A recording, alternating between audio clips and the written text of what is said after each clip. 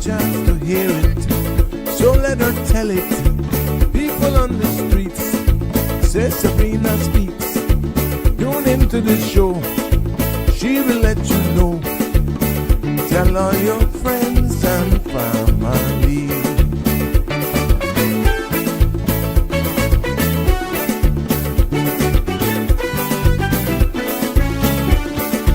Real talk is no joke.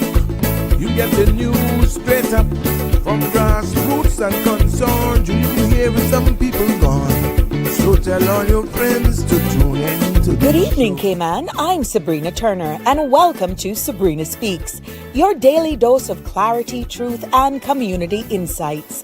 Every weekday from 5 to 6:30 p.m., we're tackling the issues that affect you, from national headlines to grassroots concerns.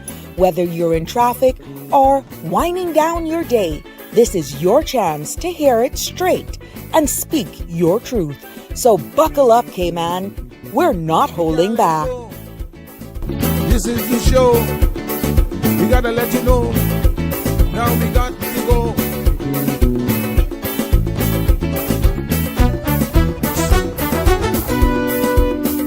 And now here's Sabrina.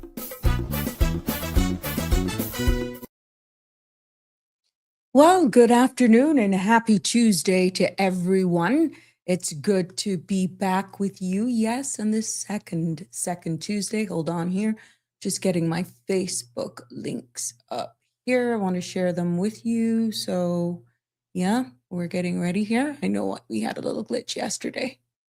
So I want to make sure that I get you all up and running before I do all of the formalities. There we go. For all of you who are sitting and waiting for those links, I hope that you got them.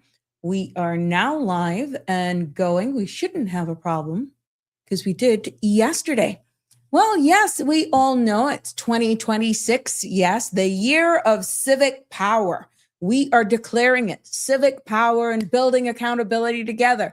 So for all of you who thought really that was the episode title, that is the foundation. That's the bedrock of what we will be doing this year. But it is good to be back with you. And I would like to say good afternoon, Cayman Islands, and good morning to our global family, because we know you're all over tuning in. It's a new year. I hope you're not stuck with everything that's going on, but welcome to another Sabrina Speaks. Yes, like I said, we're declaring it. The year of civic power. Yes, and we are going to do it because we are voices of the islands, conversations for the world, and the podcast where voices rise, stories unfold, and inspiration takes center stage. I'm your host, Sabrina. It's good to be back with you on this fabulous, cool Tuesday afternoon here in the Cayman Islands. It's really feeling like good old northwester, but not as strong as we used to having them. I'll give you the weather forecast in a few minutes. I know I overlooked that yesterday. There was just so much to tell you about yesterday. It was so exciting to be back, but we're going to get back into real moving and grooving of things here today, because the content you're about to hear, including any discussions or opinions from myself, guests, and you or the participants, is intended solely for general informational and entertainment purposes. It's not a substitute for professional legal, medical, or financial advice.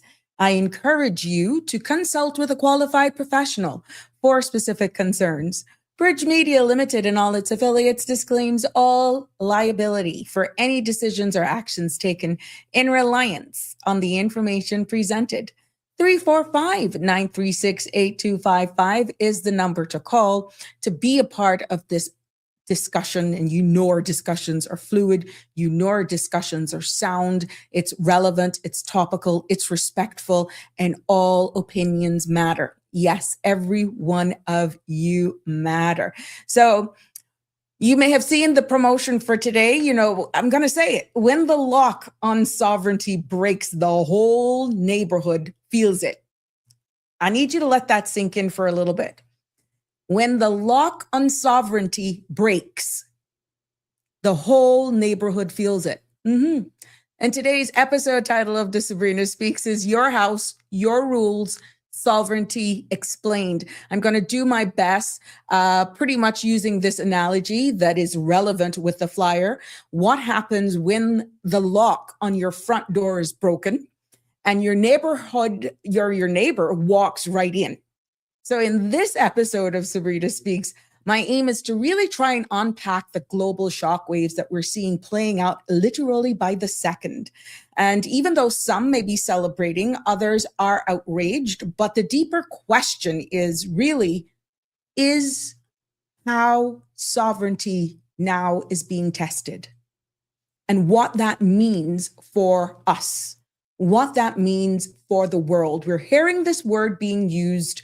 We're hearing it more and more on various platforms, but do we really understand exactly what sovereignty is? And my aim again is to explore from this civic literacy level and why the lock on the door analogy matters for every nation. And then when you look at it from a global double standards context, while there was an emergency United Nations meeting that was ongoing yesterday, the UK even brought it up on the floor of their parliament that leads into the global double standards.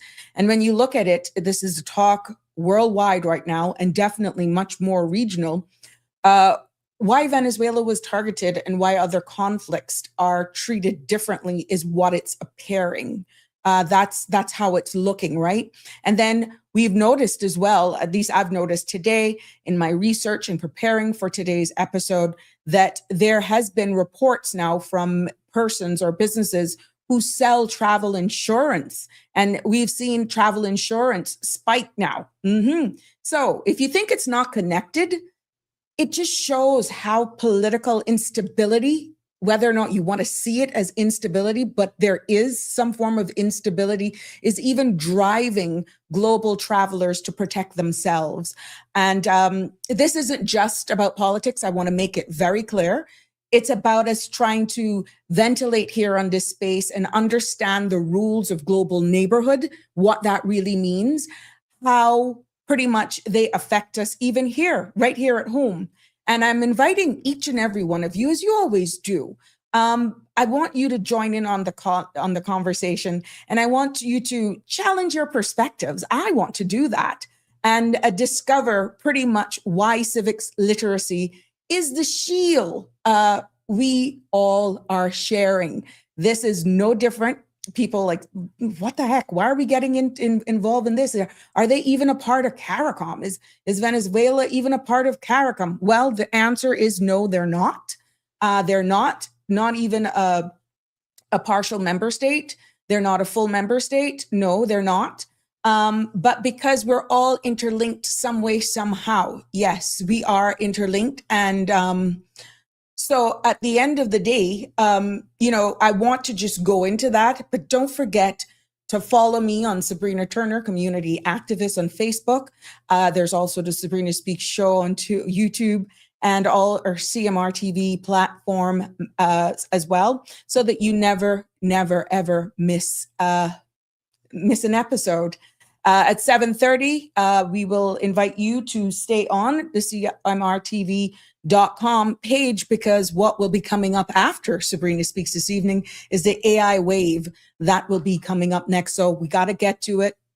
We got to make sure we wrap up on time to make space for my other content creators here on this space. But before we get into the celebration, because we got a number of people that are celebrating birthdays today, and I love your feedback. I love your comments. I'll get to you because you are the bedrock of who we are right here. But I'm loving the temperatures. I'm loving the cool breezes out there. Couldn't get in the hammock today because I was just busy creating and getting ready for this show. But it's a cool 76 here in the beautiful Cayman Islands. And compliments of the Cayman Islands Weather Service. The synopsis calls for generally cloudy conditions with the chance of an isolated shower that will linger through Wednesday afternoon as a slow-moving surface trough lingers near the Cayman area. Now, decreasing winds and cloudiness will be expected thereafter as a ridge of high pressure rebuilds across the northern Caribbean. And our satellite image shows some scattered multi-layered clouds associated with this trough across the northwest Caribbean. Now, the forecast for tonight and into tomorrow calls for tonight, cloudy skies with a 30% chance of showers. Temperatures will fall to the mid 70s. Nice. Winds will be northerly at 10 to 15 knots and seas will be moderate with wave heights of 3 to 5 feet. Now, tomorrow calls for partly cloudy skies, becoming more fair later with a 20% chance of showers in the morning. Temperatures will rise to the mid 80s with a heat index of near 90 degrees. Winds will be east-northeast, 10 to 15 knots, and seas will be moderate with wave heights of 3 to 5 feet. There will be a low tide at 6:33 this evening, and tomorrow a high tide at 12:20 a.m. and another low at 6:13. Sun will set this evening at 6:01. And sunrise tomorrow at 7:01. Yes, the outlook is for similar weather conditions through late Thursday, and thereafter an increase in winds and seas are once again expected as a secondary high pressure system builds over the western Atlantic Ocean, therefore bringing moderate to rough seas early this weekend. A small craft advisory will likely be issued on Friday. So for all of you boaters and all of that that's happening out there, and you want to be a little proactive, which is always best when it's out on navigating the seas, especially this time of the year. There you have it. Looking forward to the weekend, and you can make your plans accordingly. We always encourage you to be safe. I know all of my guys out there who make their living from the sea, they fish, be it tours, charters, deep sea fishing. These weather updates are very important to you, and we appreciate your feedback. But it's that segment where, yes, we celebrate with those who are celebrating birth, life, and anniversaries today. But today, it's just birthdays. We are going to definitely big up my friend. Oh, yeah, Miss Melanie McField. Happy birthday, Mel. I'm wishing you a very, very happy birthday. Hope that you are definitely living it up to the fullest. And I'm wishing you many, many more birthdays. And from all of us here, we've seen all of the well wishes and birthday greetings going out to you all from the Sabrina Speaks family. Thank you all for sharing Melanie's birthday with and sending your love out to her. Well, girl, I wish you all the best. You're looking fabulous as usual. Keep it up, girl. And definitely, we don't just stick to Grand Cayman, We include everybody. Doesn't matter. Once I know it, I'm definitely going to celebrate you. Guess what? We got Brackers. Kim and Brackers celebrating their birthday today. Trisha. Trisha Connolly is celebrating her birthday, old cuz. She is legitimately my cousin, and I want to celebrate her today. But what a mess. She and her son. Yes, Darren, her son as well. Look at that. See them jeans, boy, pretty people. Yeah, spot they pretty people. We're celebrating mom and son today. Yes, that's Trisha and Darren Connolly. Trisha from Kim and Brack, Spot Bay. And mom and son duo are celebrating their birthday. Look at there. How sweet is that? So thank you so much for sharing the love with us and helping us celebrate these wonderful people on their birthday. We're wishing you many, many, many more birthdays to come, and definitely hoping to see you all soon. And you know how it is. It is what it is. But happy birthday. And I hope that you both, all three of you that I'm aware of, and anybody else for that matter, who is celebrating a birthday today, we want to wish you a very happy birthday and many more to come. Now let's see. Hey, Damien, you're first to comment this evening. It's so good to always have you here. Jimbo, the man's in the house. That's right. You clicking those glasses. Yes. How are you and how was your day? My day was fine so far. I've been busy all day. Look, my friend Shaq. Hey, how you doing, my friend? Happy New Year to you, my love. How are you? Hope the new year is kicked off quite well for you, and we're going to just smack it out of the ballpark this year, because it's all about civic empowerment, and we're going to do that together, right? Yes. Hey, Carmelita, how are you? Good evening to you, my friend. And as I guess you were going based on the opening that I was saying about the selling of narcotics. Yeah, we'll get into that a little bit.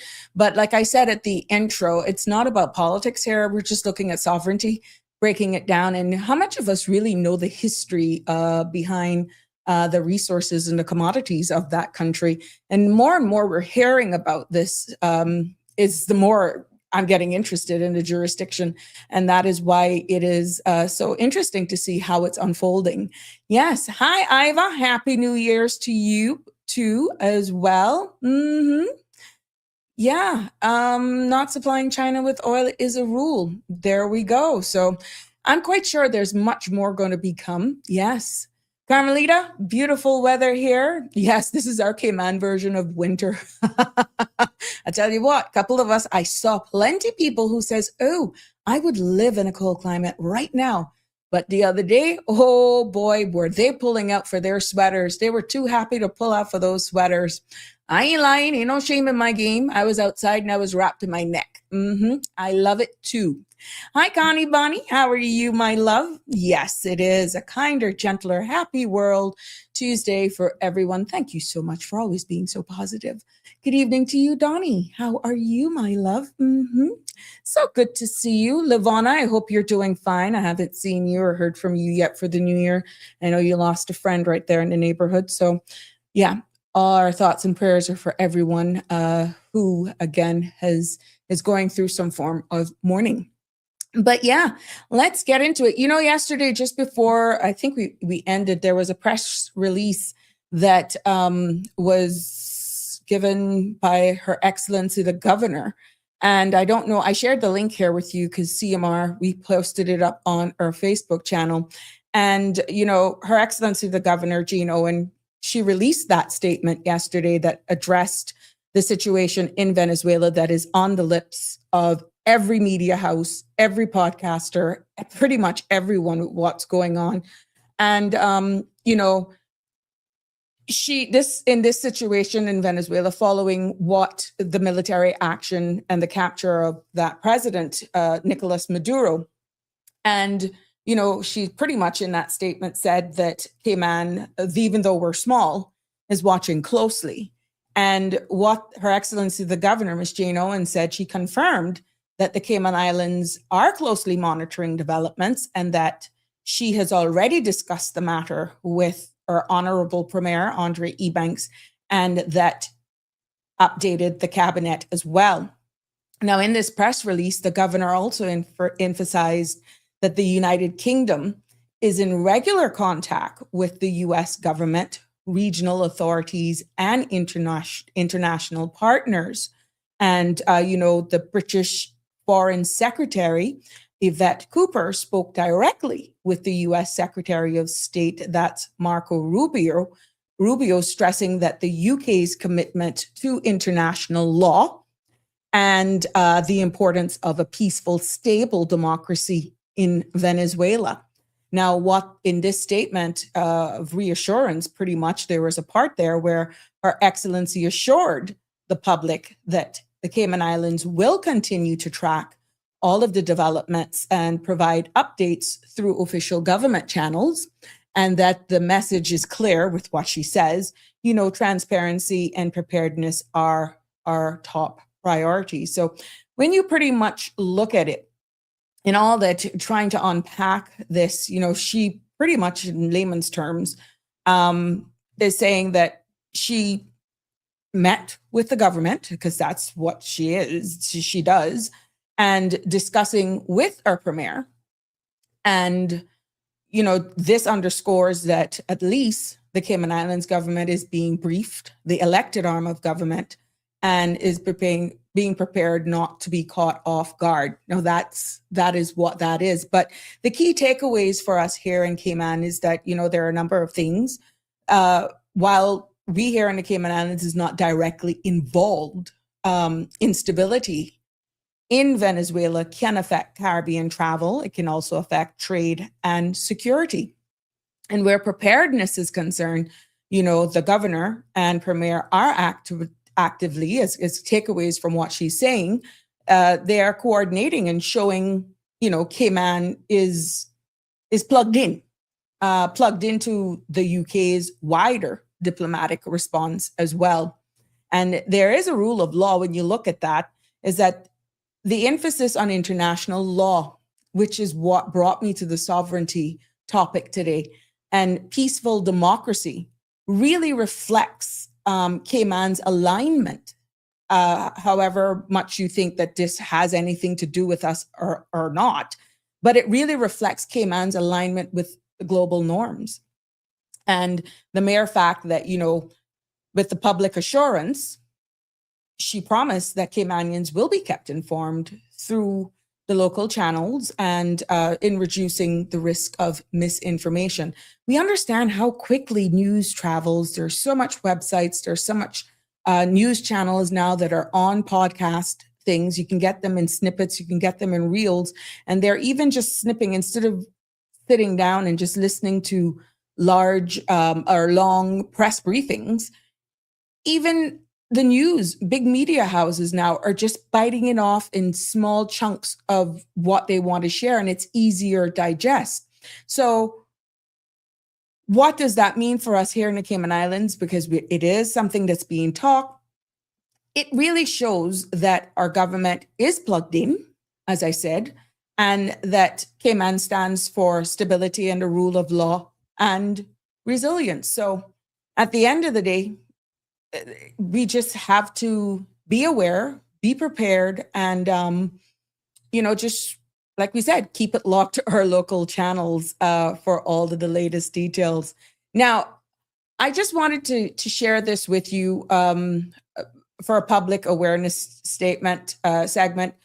We want to get some more information. It is to be confirmed, and we're waiting for, if it is actually, we have from reliable sources that reported that there are sightings of Mark Golding, a member of the Jamaican opposition here in the Cayman Islands, and that he was spotted. Now, while the purpose of the visit is not yet disclosed, with everything, his presence draws public interest, even given regional significance here with Jamaica and Cayman ties, So, but again, this is to be confirmed. There's just sightings of him. And we don't know. So I'm quite sure at this time, no official details have been released and to be confirmed. So keep it locked. And if we get more information on it, we'll definitely share it with you. But there has been from reliable sources that have reported seeing Mr. Mark Golding here in our beautiful Cayman Islands. Mm-hmm. Hey, Marshall, how you doing? Good evening to you, my dear. And Jackie Bennett, it's good to have you join us as well. Hope it is great for you over there, Marshall. I know it's cooler here, and we're loving the weather. I cannot even want to get what your temperatures are. I want to share with you and Have You Heard segment, which I've gotten some feedback from you guys, and thank you for sharing that with me, that you really like the Have You Heard statements. It's almost like a little bit of sus. But we're going to keep it real here with you. And as the information comes in, I had to reboot this morning. So there we go. As the information come in, we will definitely be sharing it with you. But yes, you heard at the intro that I said there has been a sharp raise. People who sell travel insurance right now there's a growing demand following the U.S. raid on Venezuela. And we saw what is happening with even cruise and air travel. And it is really a wake-up call for travelers in Cayman and beyond. Even though with the press release, we're not immediately impacted. We're not immediately impacted. We are still realize that travel can be hampered as people try to get back home. Now, in the wake of this, we have seen where there have been some delays, even cruise persons trying to get off of cruise and those who are trying to get onto cruise, that they have been hampered because of what is happening. And we are seeing where that now the demand for travel insurance is definitely, there's a growing demand for it, even though it's an additional fee.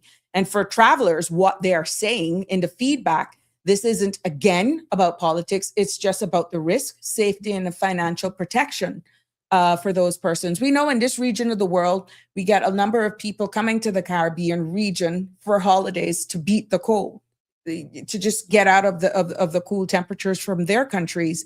And for that, they're now seeing an increased demand in persons asking for it. And what didn't help as well, and why I think people are going more for these travel insurance, is that from the time the US State Department issued the highest travel advisory for Venezuela as a do not travel there within the region for connection and flights and all that sort of stuff, there was concern. So travelers are now asking, oh my gosh, it's one thing you're going on holiday, you're excited to leave the cold, you're coming into the beautiful Caribbean, no matter where it is. What if this happens to another country while they're visiting, or that they're even visiting? Because we're hearing what is being pushed out from the United States president right now of other countries, and it's not necessarily limited now to the Caribbean region. But you know, the question is real. What if it happens to another country that they're actually planning to be visiting or are visiting at the time? And what we're seeing is, again, insurance companies are definitely seeing an increase and an interest in this insurance that would actually cover, let's say, trip cancellations, God forbid, because we know the travel insurance companies, they have insurance that can also do emergency evacuations and for political unrest coverage. But there's a kicker to that.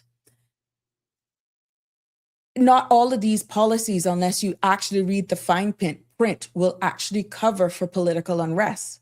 So there are some tips that you need to really, when you're going to go to buy this additional coverage now, which is another cost, you really need to ask the question, what does it cover? But for here in the Cayman Islands, it's, we are the hub for regional travel. Yes, we do a lot to Jamaica, Panama, and all that sort of stuff. It's proximity that matters. Venezuela is right there. And even though many Caymanians travel for business, family reasons, or even medical reasons, but a few stop to ask, what if the political climate really shifts like that? Okay, what if it happens overnight? This isn't a war zone. It's about sudden border closures, flights cancellation, and, just standard traveling could just be impaired. So my advice to anyone who's traveling right now, to be honest with you, is to make sure that you can ask for it. It's probably the best thing for you to do. And it's just personal responsibility. And we are seeing more and more where global politics affects our daily lives just like this, even on vacations, even on honeymoons, even on destination weddings. We're seeing that. And we must look at travel insurance now, to be honest, not only as a financial tool, but it really is that shield of some sort of support where sovereignty and stability can shift overnight. That's some form of protection for you. So I was doing some digging myself, because what we're seeing here in the Cayman Islands, the number of us really just book our own stuff online. And some of us really still go to travel insurance, travel agents to book our travel. Some of the questions that you need to ask is whether or not they can bundle. But in the event you're one of those persons who just help yourselves, I've seen this is unsolicited and a shameless plug. I saw where CG Brit K offers single trip and even annual travel insurance plans. And some of these plans I've seen on their website starts from $2 a day. Now, again, when you're purchasing these plans, which a lot of them can be purchased online with instant confirmation, right? And you just upload your electronic documents. But I saw one for CG Brit K, and there was another one as Arias Insurance. They kept coming up. So at the end of the day, the key is shop around. If you have a local travel agent, many a times they can do packages as well that could possibly include the packages from CG. But shameless plug to them, they were the one that came up, so their algorithms are really high. Good for them, but we're now seeing an increase in that. So even though it may cost you a little bit more, the peace of mind is just amazing. But the key is make sure, because of political instability, you got to make sure that whatever coverage you are actually purchasing, that the reason for delay or cancellation of your flight, cruise, whatever, if it's leading because of political reasons, that is one of the reasons why that they will cover. Otherwise, you could be disappointed. But bottom line is, there is a certain spike, there is an increase, and I can see more of that happening. Yes, it is definitely happening. Real Michelle, political insurance fraud. There's a new one. Oh my God, you're something else. How are you today, my love? Cayman is the hub for financial fraud. Look at your bankers. They have butterfingers. Darling, good evening. How are you, darling? Good to see you here with us this evening. Now, I took it upon myself to really just look at the history of this oil. I took it upon myself, and it will all tie into play with the analogy of sovereignty. Okay, it's all going to make sense. Trust me. 345-936-8255 is the number to call, right? I wondered, to be honest with you, and this has been talks on with a number of persons as well, in regards to who does this oil really belong to? Because you're hearing so much platforms, you're hearing so much. Who owns the oil in Venezuela? Right? I'm quite sure all of you are on various news media platforms and you're hearing who owns the oil, who doesn't own the oil, yada, yada, yada. Well, I did some digging. And pretty much what I found is that the oil legally belongs to Venezuela. Yeah, and not the United States. And in that research, I found that, and I'm going to be reading because I want to make sure I'm giving you the facts and what's available out there. The history of the United States and Venezuela, where the oil relations is long. And number of sites have said it's even complicated. And what we're seeing now, contentious, okay? And the US was once, key here, Venezuela's biggest oil consumer. But nationalism, and as we can see now, political tensions and even sanctions, which we have seen, have reshaped that relationship. And here it's repeating itself again. Okay. Now, looking into the whole, I had to make it make sense, to be honest with you, because they're conspiracy. And then you just look at the facts, you look at the commodities, you look at the resources of a country. And then again, with everything that's happening, is there something bigger afoot? Well, it took me back as far as 1920. Yes, I'm a child of 1974. And I just not going to run with what I'm hearing now. There's always undercurrents. There's always a root cause, which is why I felt to bring it all around, it makes sense for me to look deeper into it.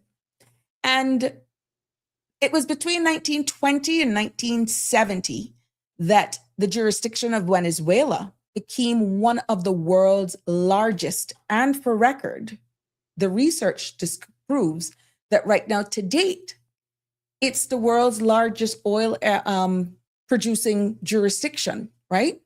But between that time, it became one of the world's largest oil exporters, with the United States companies like Standard Oil and Exxon. They became heavily involved in the removing and refining of this oil, right? And then in 1976, you got to make it make sense. You got to connect the dots, okay? Instead of pointing fingers, I don't like this one, I like this one. No, let's look at it full circle, right?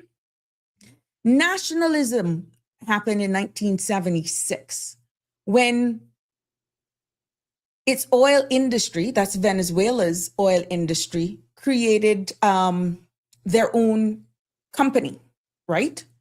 And they are asserting that this oil resources belongs to the people of Venezuela through the state.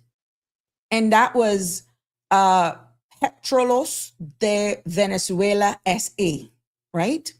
So they put their feet down from 1976 and say, look, these resources belongs to Venezuela, Venezuelan people through the state. And then for decades, Venezuela was the top supplier of crude oil to the US, and especially during the 20th century, right? Now, when you look at the two relationships, oil then was central to the US foreign policy in Latin America, because when you look at Venezuela, it's not considered Caribbean, it's a Latin American jurisdiction, but technically a part of them is in the Caribbean, right?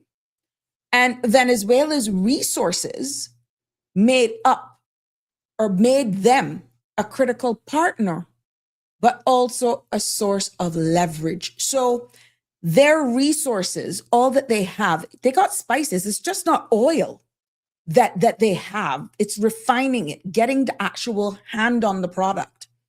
They have this natural resource in their country. And when we looked, then it goes back in history to Hugo Chavez era, which was between 1999 and 2013.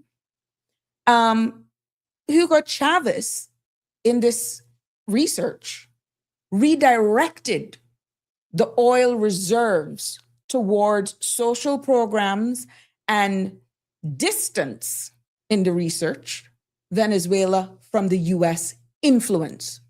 You hear what I said? Between 1999 and 2013, under Chavez, they decided to assert themselves. They put themselves down. They saw where they could capitalize on it and redirect the monies and put those into social programs within their country. And then they began to distance themselves from US influence. Now, under Chavez's era, he pretty much then accused Washington of exploiting Venezuelan oil and sought then alliances with other jurisdictions such as China, Russia, and Iran. Now, this was through Chavez era, and that's 1999. Go look it up for yourself. Between 1999 and 2013, they said, look, we're not going to be controlled by the United States. I'm going to find a testicular fortitude, and I'm going to benefit the people of my country. And this is what we're going to do. We will no longer, as he called it, be exploited by the United States. And we're going to redirect those monies now and build up our country and do more social programs to the benefit and betterment of our people. Guess what happened then in 2014, a year after? Between 2014 and 2020, because they decided to stand on their own 2 feet and then use their own natural resources, obviously creating alliances with other places. The United States, because they decided to pull away, put sanctions against the government. And that in itself restricted Venezuelan oil exports. So pretty much what they did, they strangled them, okay? And because of that, imports to the United States dropped dramatically. It didn't say that they ran out of oil. It didn't say that their oil was of a lesser value. They just decided to say, look, we're not going to be exploited anymore. Maybe give us fair value so that we can build our people, build our country, be stronger. But when obviously that didn't happen, then they were sanctioned. They were pretty much suffocated.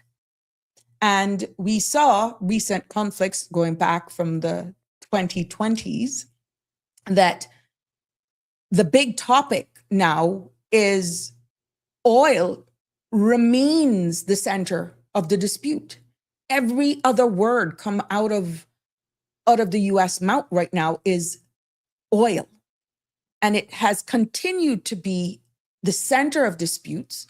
And what we're seeing now because of this, because for me, it has to make sense, okay? What we're seeing now is the US administration having alternative, these sanctions that they're putting on and negotiating and attempts to influence what we're seeing now, Venezuelan leadership. And that's often trying to, when you put oil, politics, and just wanting to assert oneself, that is what we're seeing, okay? So the question was, because I kept hearing the oil belongs to the United States. There is nothing that can prove at this time that that is the case. There is nothing to prove that Venezuela, a portion belong to the United States. So legal ownership of Venezuelan oil reserves are sovereign. Yes. Venezuela's oil reserves are sovereign. And that means that it is controlled by the state. It is national property. Okay? And even though the US and other foreign firms have historically invested in the extraction and even assisting in refining, they do not own the reserves themselves. They operate under contracts, under agreement, under joint ventures. And what my research also found was that Venezuela holds 17% of the world's proven oil reserves. The largest in the world globally. And because of that, it makes sovereignty over oil a constant geopolitical flashpoint. Now, some even in the research is saying when you're looking for crude, despite there being how much billion or 1,000 million barrels of this crude oil that they're estimating out there in Venezuela, it's hard to actually refine. It's actually hard to extrapolate, right? But there are risks and there are some realities of being such a rich nation, because literally it is rich with crude, but you got to get it, okay? And Venezuela's reliance on oil reserves makes it very vulnerable to sanctions and market shifts. And I guess standing up to protect what is your national resources has become one of their biggest threats. And when you look then at the word geopolitical and the leveraging and what we're seeing, the United States has historically used oil as a bargaining chip in diplomacy and actually in intervention. So when you look at sovereignty versus access. Yeah. What we're seeing right now is the central conflict is whether Venezuela can freely use its very own oil and their oil wealth for their own country in order to develop, or whether external powers will continue to exert influence. Now, to be honest with you, yesterday was significant because we realize who it's belonged to. But even with all of the complexities and all of that, this whole creation and what they have is really questioning, putting questions on world leaders. We saw where I'm going to try and pull it up here, where at the end of the day, we had even the UK, questioning why and how it was done and who's next. Because at the long part of it, what they're saying in layman's terms, there's something fundamentally wrong with how it was done. Yeah. So really and truly, the question is, if Venezuela is resource rich because of it having the world's largest proven crude oil reserves, and you know how much that is? When I went to look, it's over 300 billion barrels is what they estimate that is actually there. But in this unfortunate case, being oil rich doesn't automatically make that jurisdiction wealthy because of, again,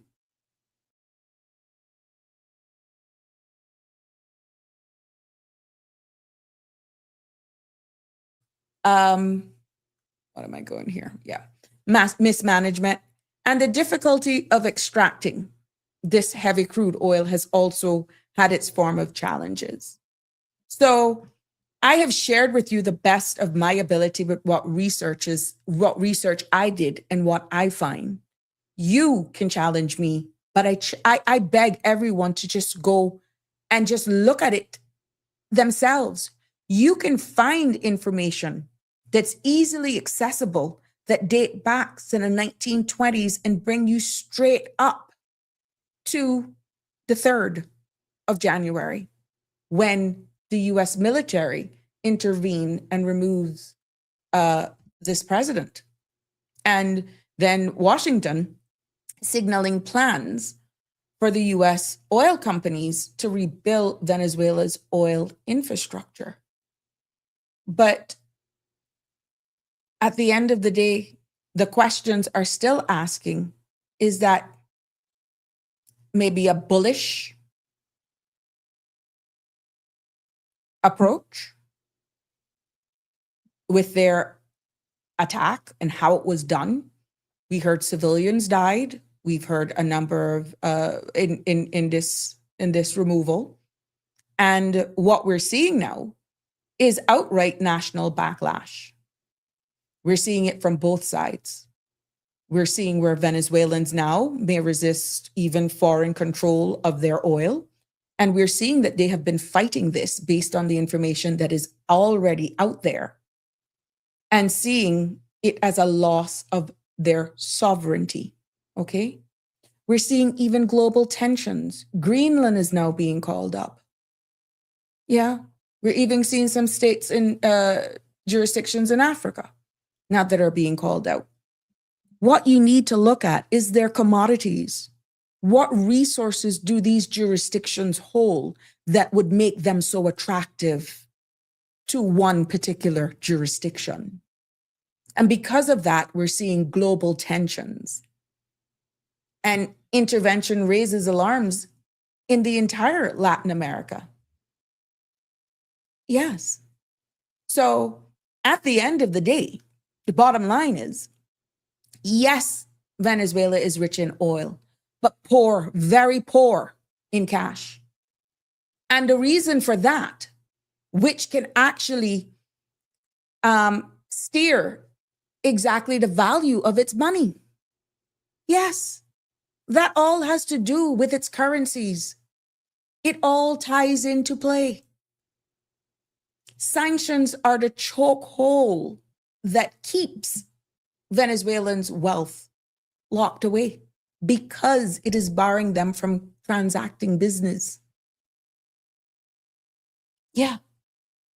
And when you look at it, they're being barred, or have been, this has been an ongoing fight for their natural resources.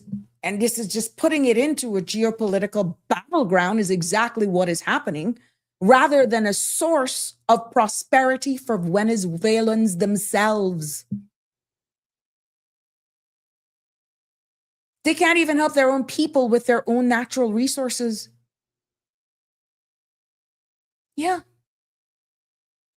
While we were live, or there was a point in time yesterday when we were live that the United Nations Security Council met for an emergency meeting because of exactly how everything went down.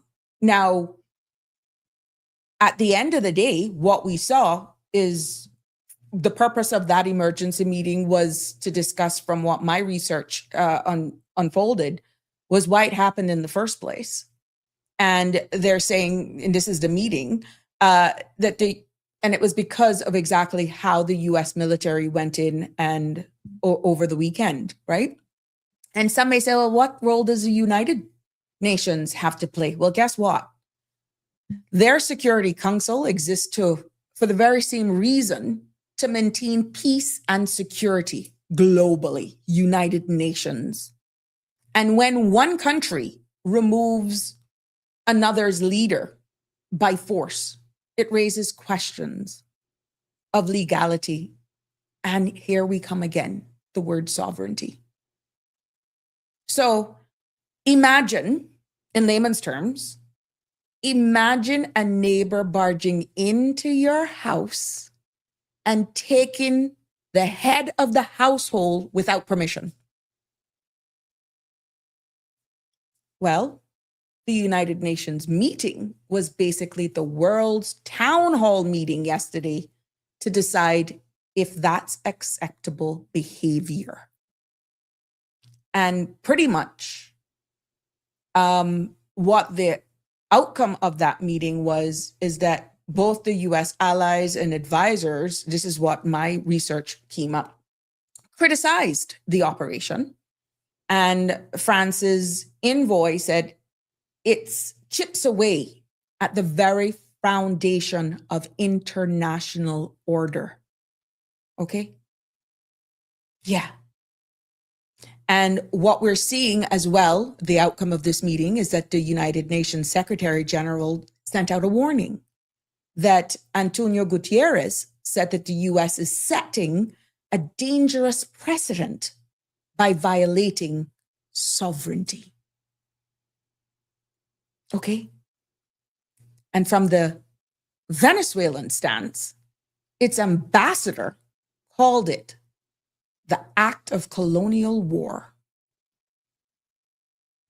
Colonial war, and demanded the release of their president.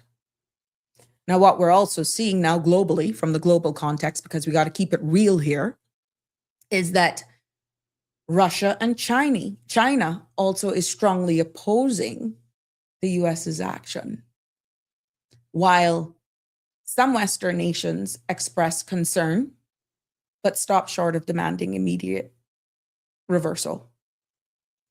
So at the end of the day, what is next? Because this is real, it has happened. It is in hindsight now, because the execution of the extrapolation thereof has already happened. And even though they're in meetings and all this sort of stuff, what does that do one continuously say, we're going here, or we're going there. I hear Cuba being called. I hear Greenland's being called. I hear Colombia is now being called.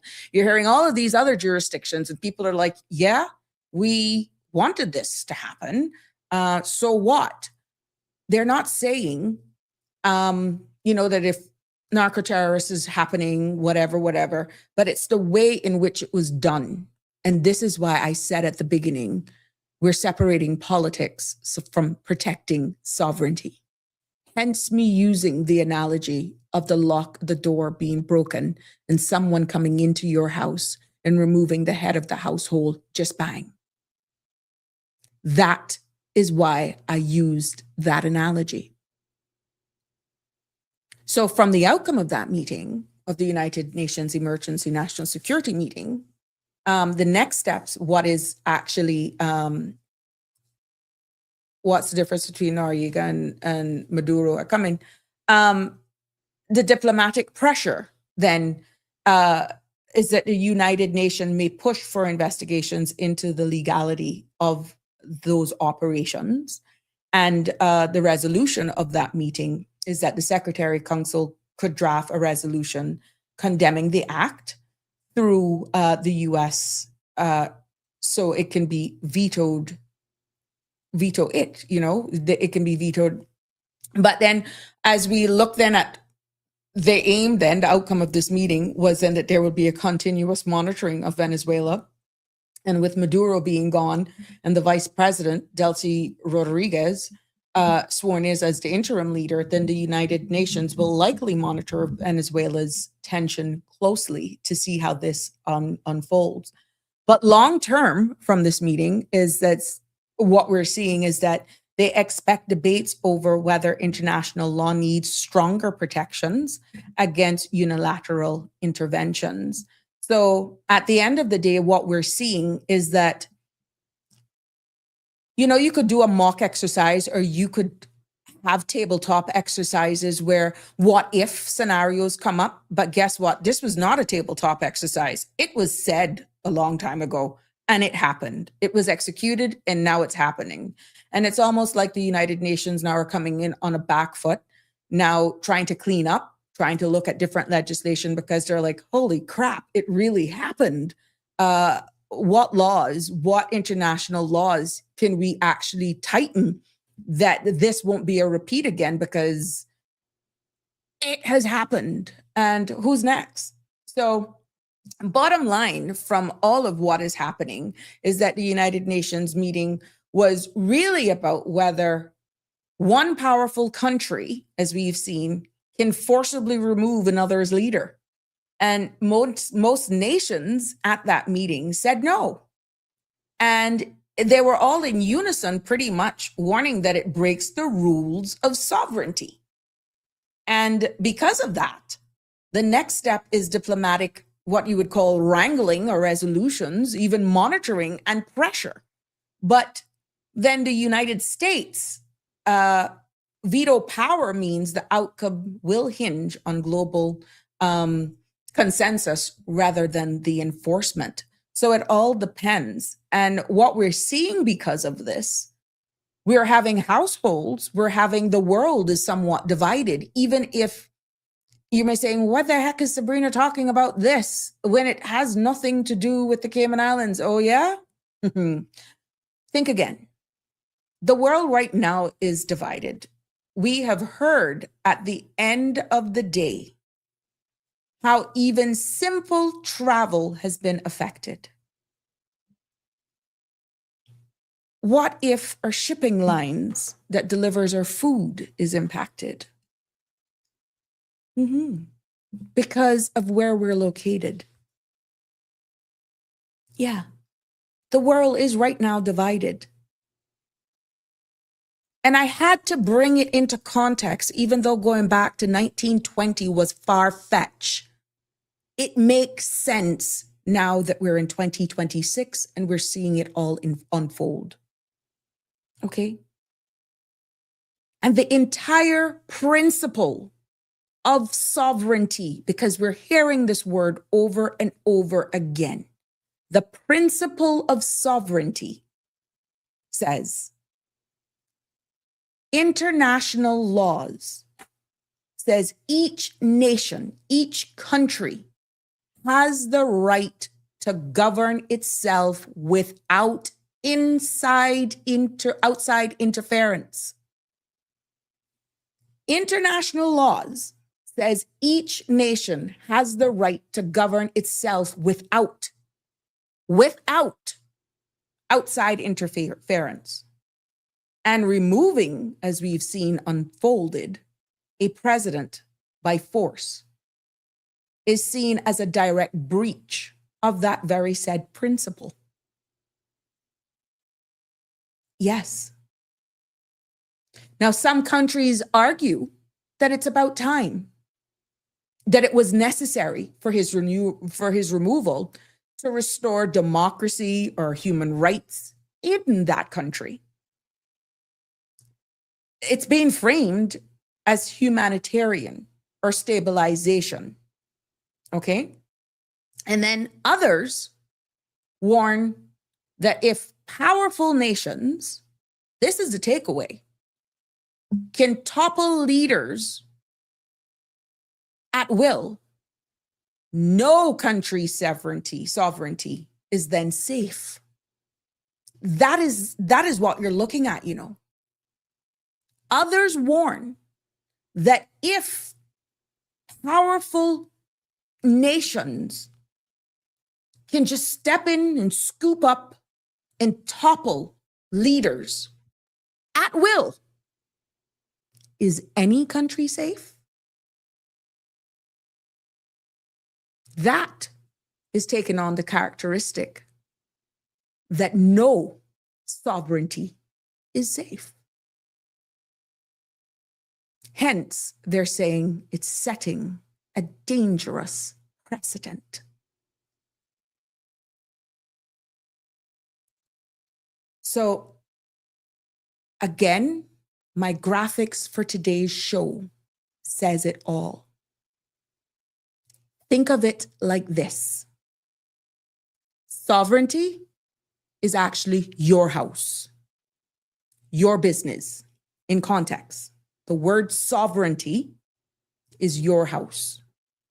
And you decide who comes in, who leaves, and how things are operated in your house.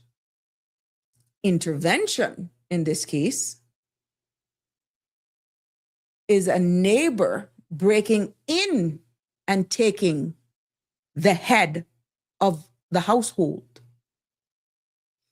Even if they claim it's for your own good, the act in itself breaks the rules everyone agreed to. And in this case, the United Nations emergency meeting yesterday is like the HOA. Yes? It's like the neighborhood council, the homeowners association.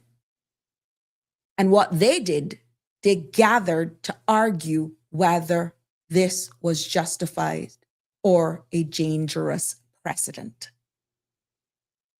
Okay? I'm trying to be as layman as I can, as nonpartisan as I can, because I had to look at it from a different lens. I had to see why there? Because we are seeing where similar tensions with even Israel and Netanyahu, but yet they went after Venezuela. Bottom line is, and the key takeaway is, the emergency meeting wasn't just about Venezuela. So I don't want you to get lost in the details or what I've said. It was about the rules of the global game. Because if sovereignty can be overridden, the balance of international order itself is at serious risk. Yes. remove politics. It's the very act and how it was executed. You hear the words of democracy. We're hearing the words of sovereignty. I've given you historical context, and you have seen it being played out on a world stage. At the end of the day,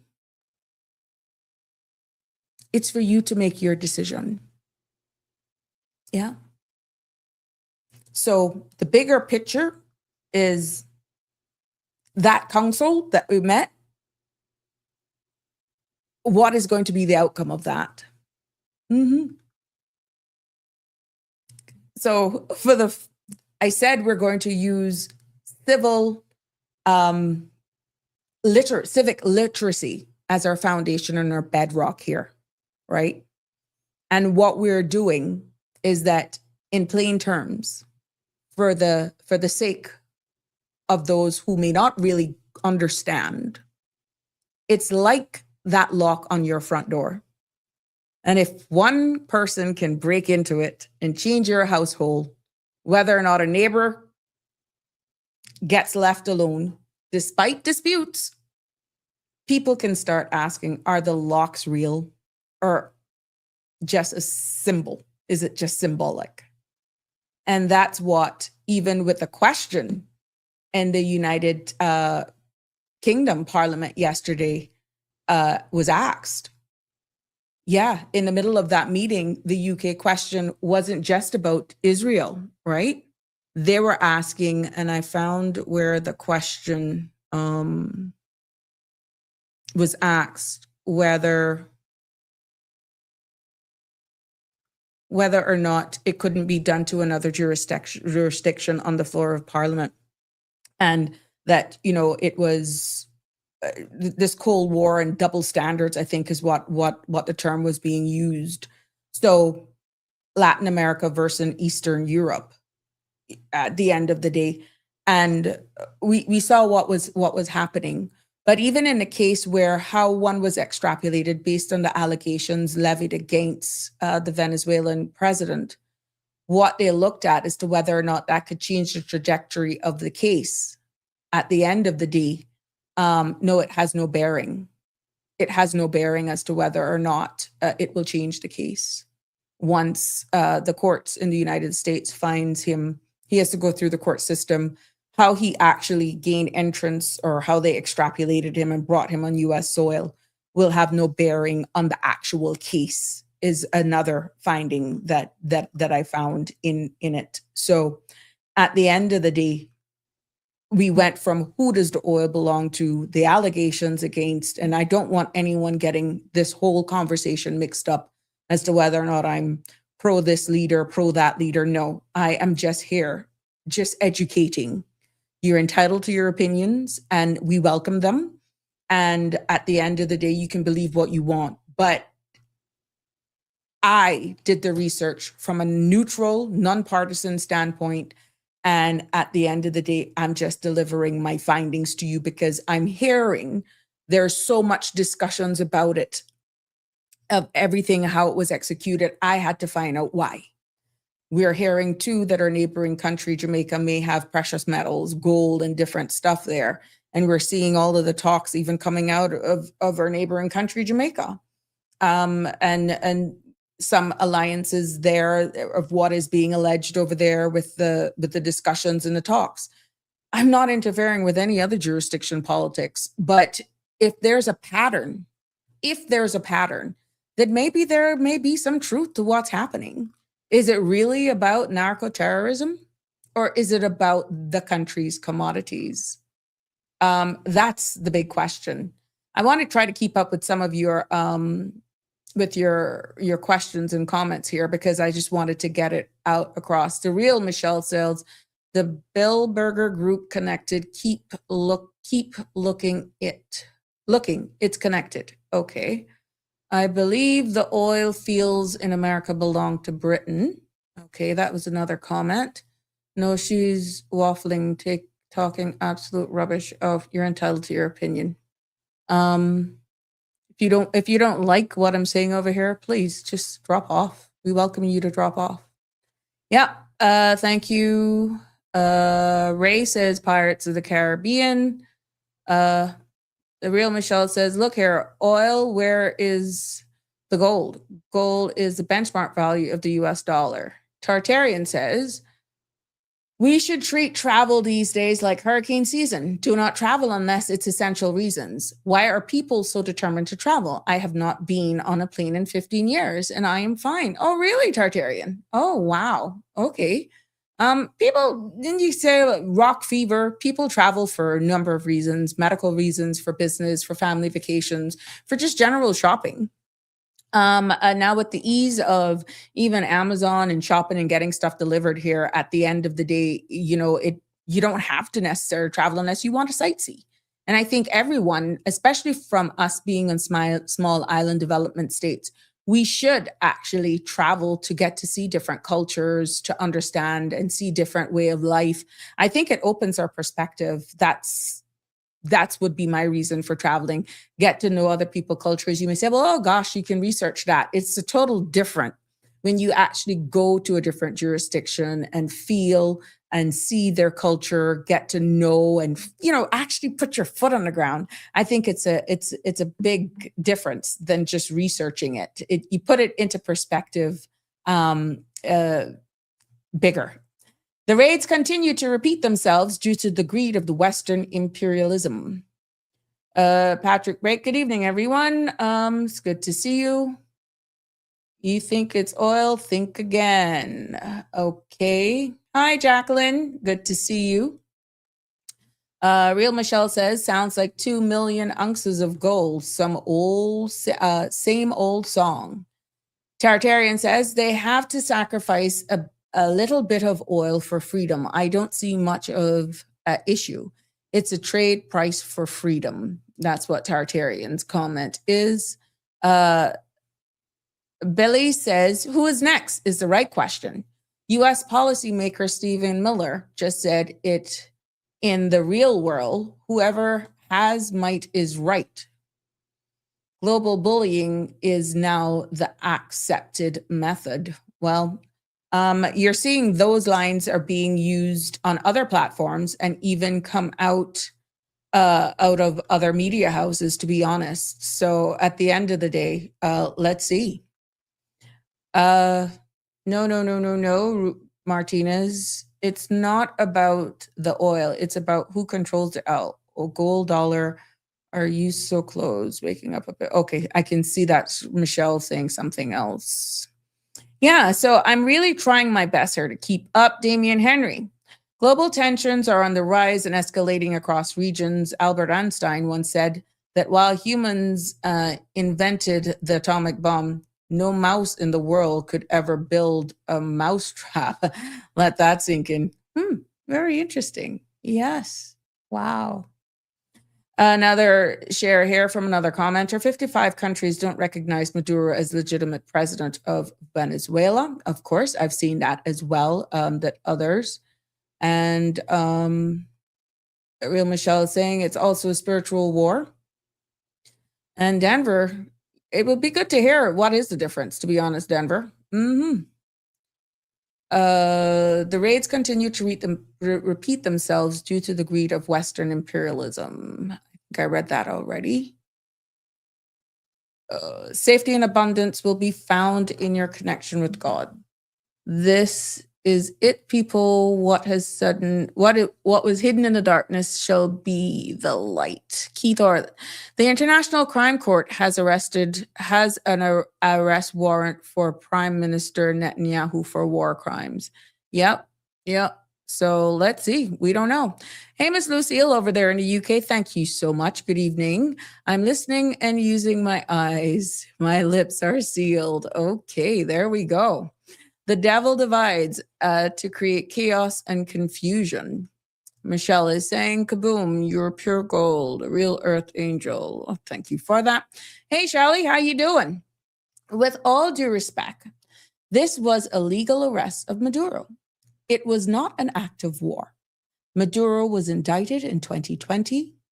Why would you condemn this legal action and pain and suffering he imposed on the people of Venezuela? The Venezuelans around the world are celebrating, and you are condemning the legal actions of USA FBI, not the government. You don't have your facts straight. Thank you for your opinion, Shelley. Much, much appreciated. And Maduro charges, yes, a leader, my type of woman, keep shining. There we go. In your analogy, the neighborhood is also intending to empty the fridge and jewelry box and steal the car. Yes, it was just the analogy being used. Raymond Scott is just hearing blah, blah, blah. Check your mic, check your speaker, Raymond. If that's all you're hearing, it's a good thing. Thank you, thank you, thank you. I'm doing my best here. And Keith Arrett says what he's saying here is Maduro is a criminal. Jim Norris. And let me go here. And to the other side, all may be the center of dispute. However, Chavez is not for his people, and neither is Maduro. They took one of the wealthiest countries and brought it to their knees. We also need to look at who these guys held hands with: China, Iran, Russia, and even Cuba, who have had leaders who want to see the U.S. brought down. 3 of these 4 countries' leaders needs to be kept at bay. And in around the Western Hemisphere, yes, sadly, civilians died.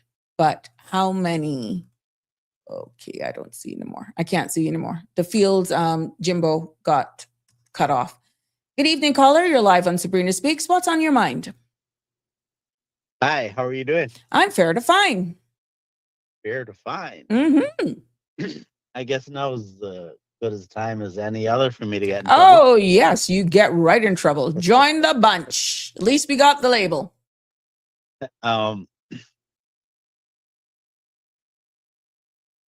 What we see happening in Venezuela is a number of items.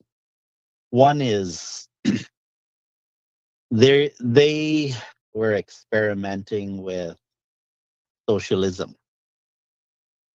And the problem with socialism is that it promises you the world, but it doesn't really deliver. What it actually does is destroy your country. Just look at what happened in Argentina. And they've been under socialism for about 80 years, and it ripped that country apart. But it causes the country to engage in activity that, well, gets the country in trouble with non-socialist countries. And I mean, who could argue? I'm not saying that this is the entire reason why the U.S. went in and arrested the president. But who in their right mind would just sit there as the country is exporting drugs to your country and killing your people? Who would just sit there? Correct. Just on that one item alone, you're in a lot of problems. And yes, you can argue about how they did it. And if I would touch on that point for a little bit, what I would say to myself as I think about the criticisms of the number of people who died in Venezuela during the campaign that arrested the president. I think the last number I heard, I think it had reached like 80. I'm not sure what it's at now. Yes, it was 80 something that I heard earlier on today. It was dead. Okay. And you might ask yourself, well, was that really necessary? Was it worth it? So you have to look at the other side of the coin, which is, well, how many lives are destroyed by drugs in America by people who just sit there and do nothing and allow it to happen.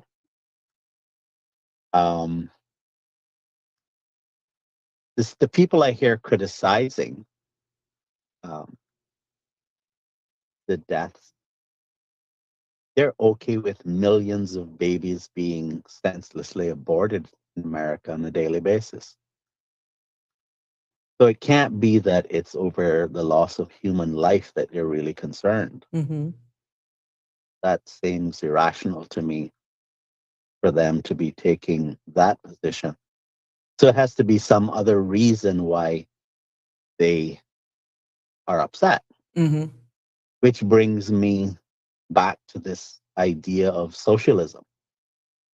New York just voted in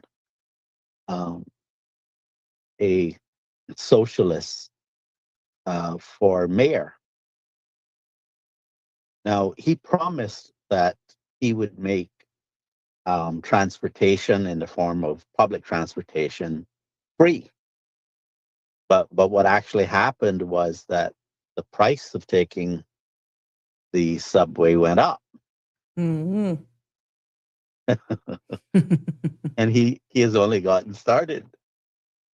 I guess he couldn't fulfill the promise. Right. I guess it is like when you actually on a campaign trail say, this is what I'm going to do, elect me, I'm going to do this. And when you get in, you're sworn in, and then the books, you're able to see the belly of the beast are opened up. You're like, irks. Oh boy. Well, the problem is that, anyone with any sense wouldn't have to actually see the books to know that Mm-hmm. everything has a price.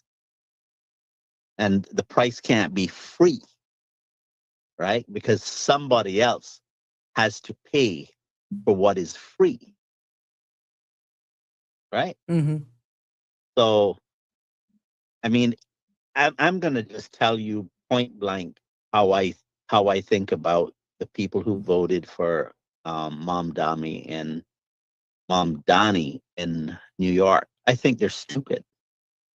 I think history is littered with examples of why socialism fails, littered with them. If you're in a country with as many universities and access to information as America is, and you do not understand that socialism is a problem, man, you're in a seriously bad situation. Now, the reasons you hear thrown about in the mass media about why they went in, those things are part of it. But what is the real reason they went in? I asked that question. What's the answer? I'm not getting it. And it's clouded. But, It's shrouded well, because of narco terrorists. That's what's out there. That he was well, wanted for different crimes, and there was a link that Shelley shared. There's a number of reasons. And that's why it's complex. That makes it easier for Trump to do. But I don't think that's the main reason why it was done. You have to look to history when you want to think about what's happening in current events. Look at what happened in Iraq. One of the things that Iraq was toying with doing was selling oil in its own currency. And they were invaded. Gaddafi in Libya wanted to do the same thing. And he was taken out in a heartbeat. There is a term that everyone needs to be familiar with. It's called the petrodollar.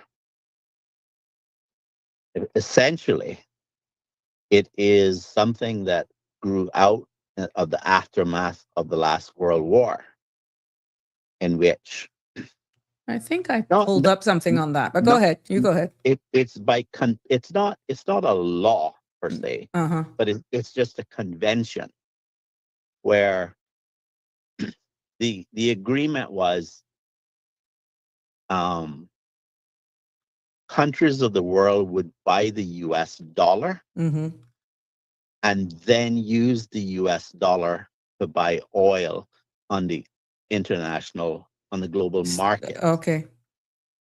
That's the concept of the petrodollar.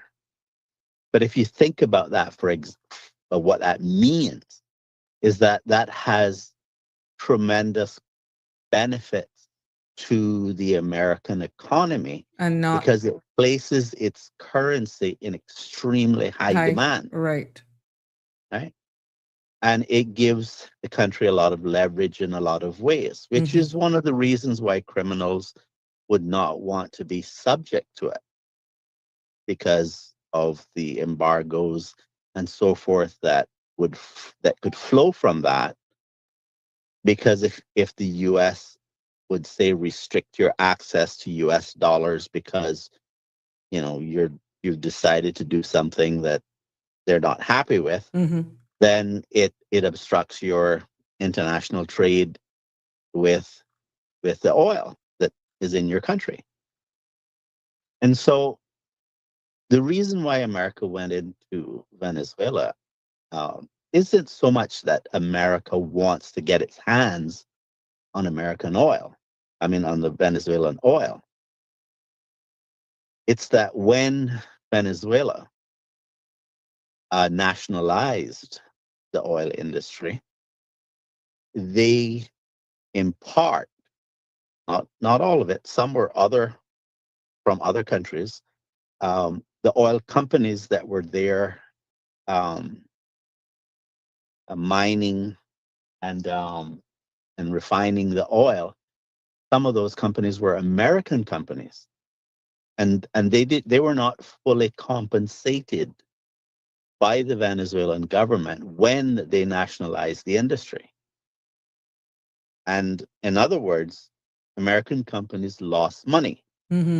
So the way things work in America is when big business is upset with what has happened to them, they go and they finance politicians to run for Congress and Senate and even president and say, we want this issue addressed.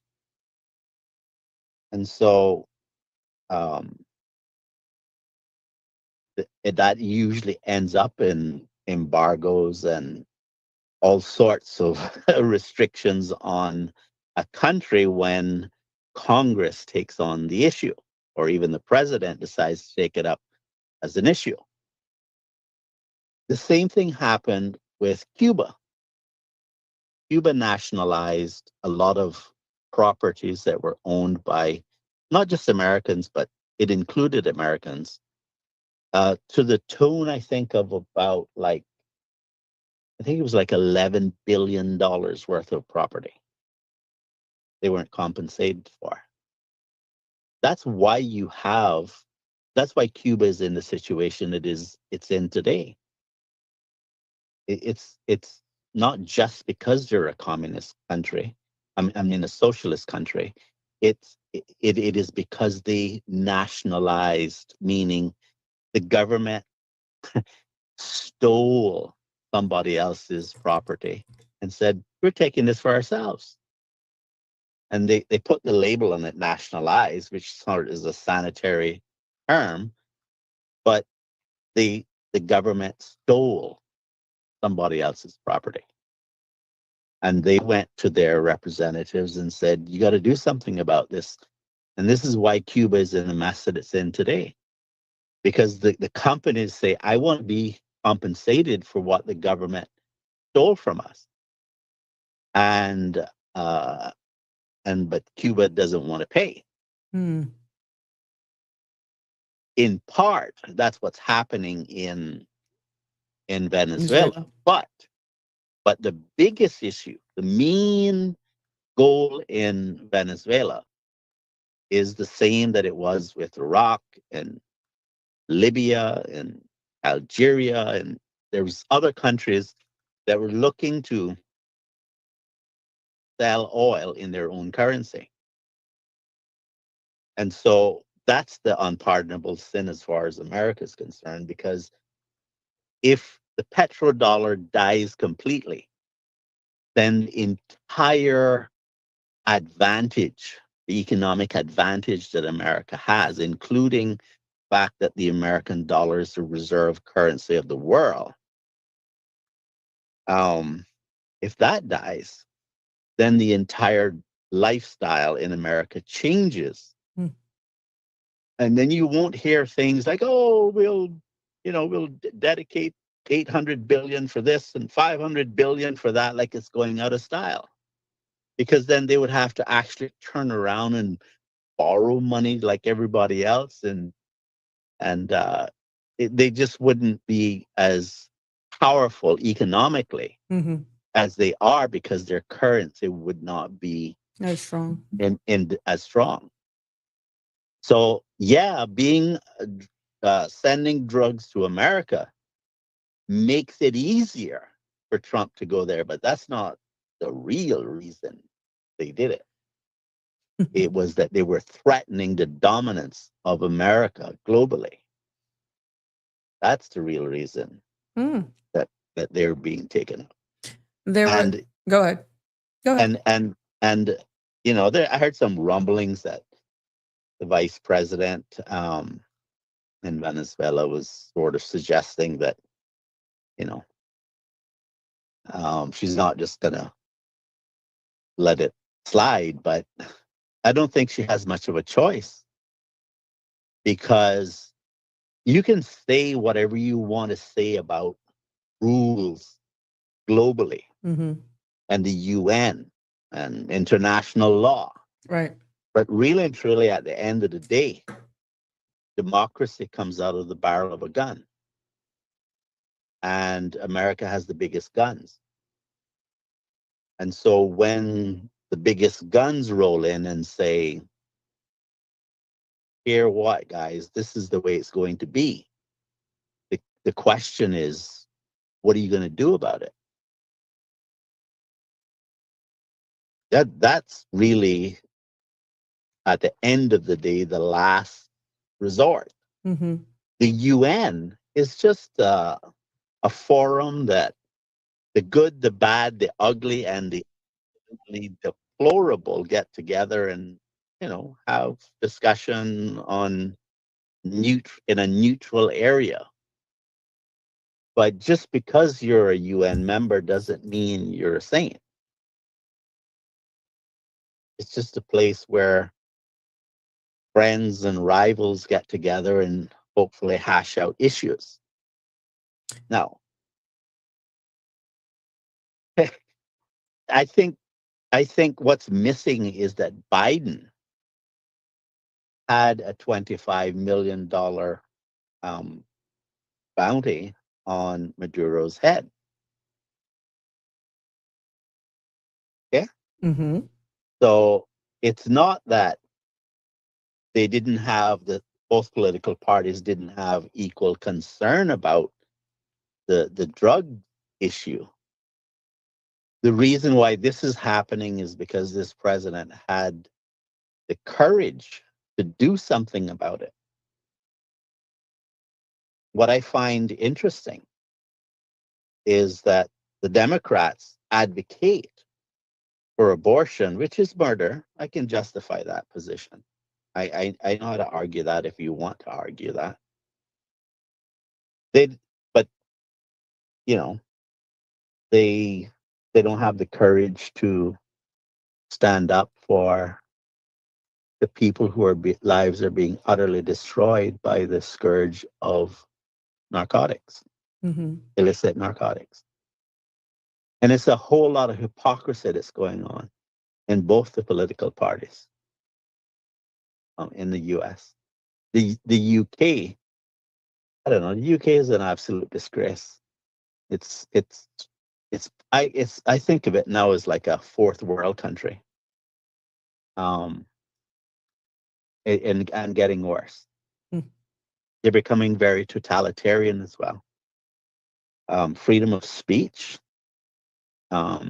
Well, they threw a question out in the floor of Parliament yesterday asking if they could do that to the Venezuela, why won't they do it to Israel?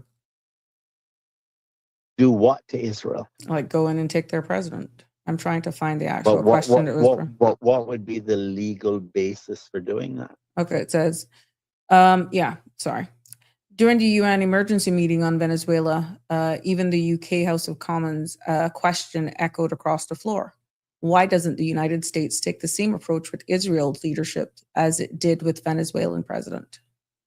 Okay. That was a question that was posed on the floor of Commons. And what would be the reason why they would do that?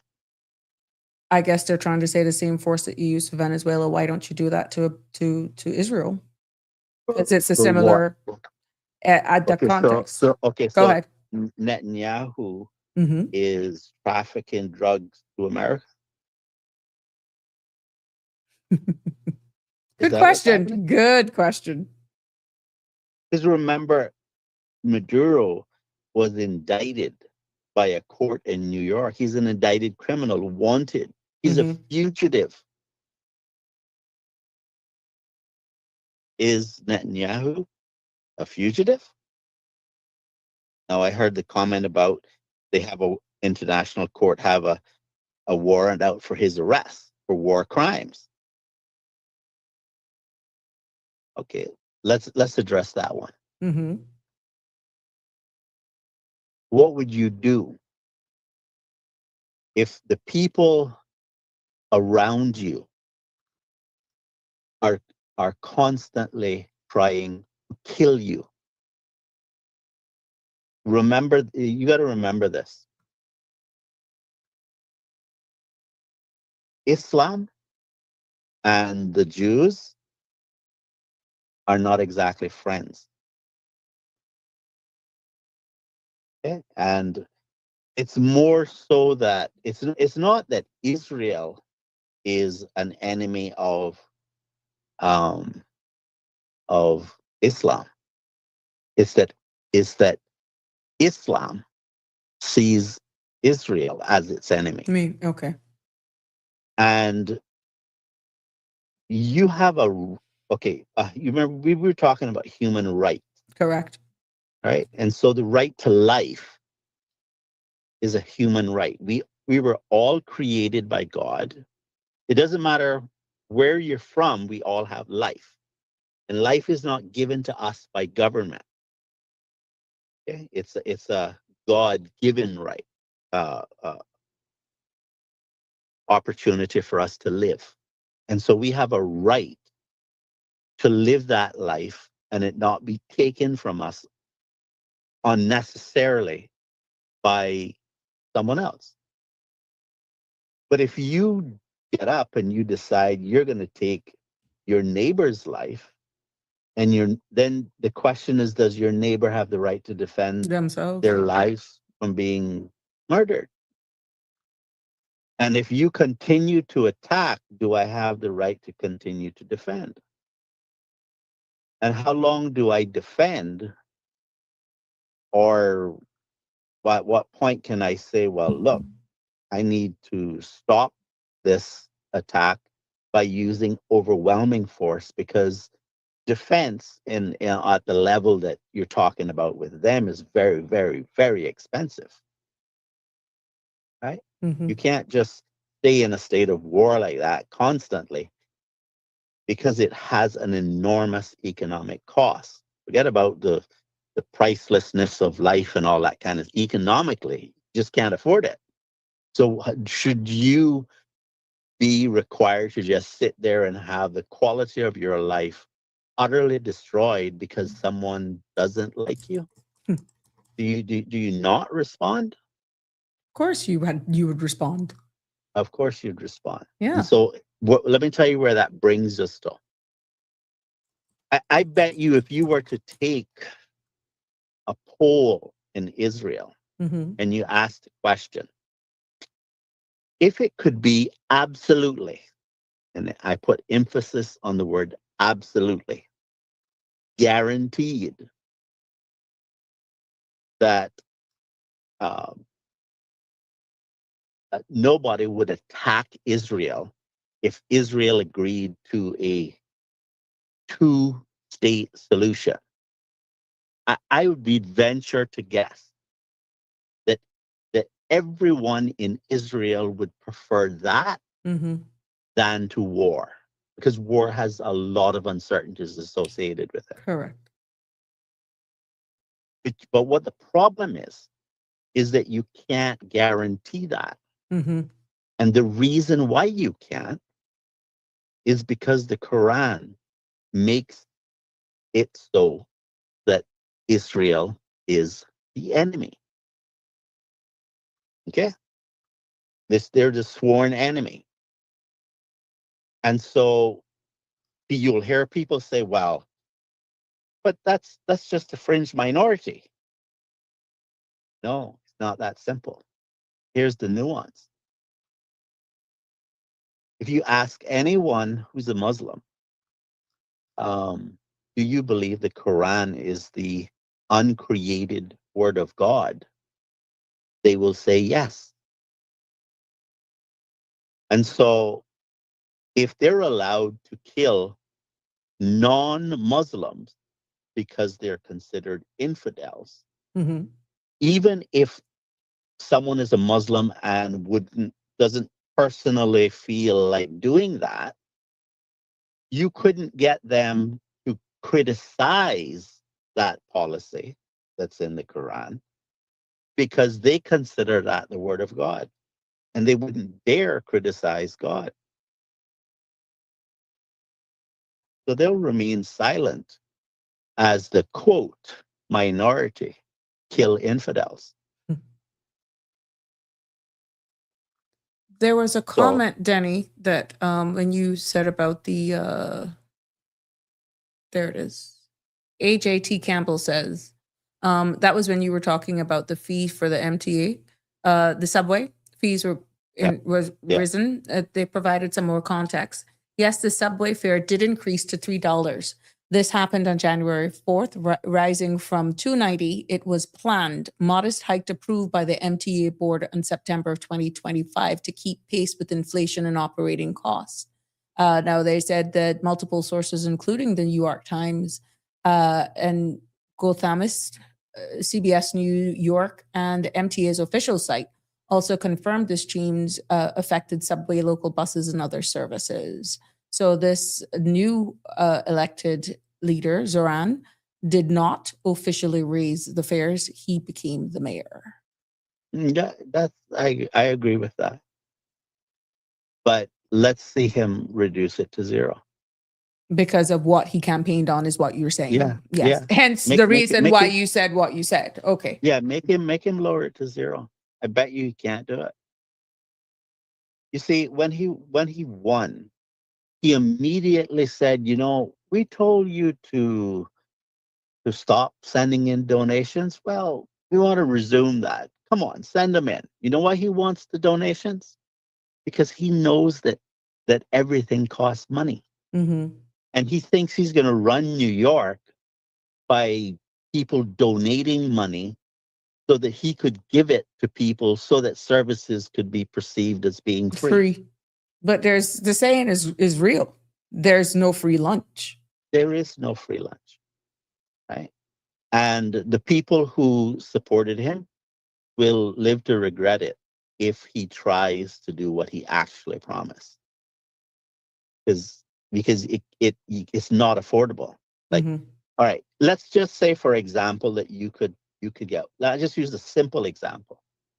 Water falls out of the sky for free, right? But do you get pipes in the ground from Georgetown to East End for free? No, there's a Who cost. manufactured the pipes? Who put them in the ground? The infrastructure, who the has labor. to maintain them? Where do you get the force to push the water from Georgetown to East End? There's a cost associated with that. Everything has a cost. And if you're a voter in New York and you think that things are for free, trust me, you need to wake up. That is so unrealistic, it's not even funny. I mean, that's like elementary stuff. Mhm. So